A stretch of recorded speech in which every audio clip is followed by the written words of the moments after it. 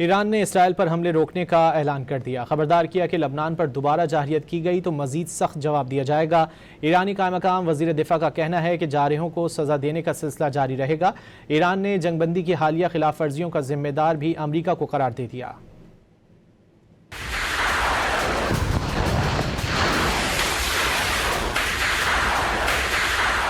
ایران نے اسرائیل کے خلاف فوجی آپریشن روکنے کا اعلان کر دیا۔ ایرانی فوج کے خاتم الانبیاء ہیڈ کوارٹر کے مطابق لبنان میں اسرائیلی جارحیت پر دشمن کو دردناک جواب دیا گیا۔ خبردار کیا کہ دوبارہ جارحیت ہوئی تو دشمن کو زیادہ سخت اور شدید جواب ملے گا۔ قائم مقام ایرانی وزیر دفاع ماجد ابن الرضا کا کہنا ہے کہ صہیونی ریاست تاریخ کی کمزور ترین حالت میں ہے۔ انہوں نے عزم ظاہر کیا کہ ملک کے مفادات اور سلامتی کے دفاع سے ایک لمحہ پیچھے نہیں ہٹیں گے۔ ہر جارحے کو سزا دینے کا سلسلہ جاری رہے گا۔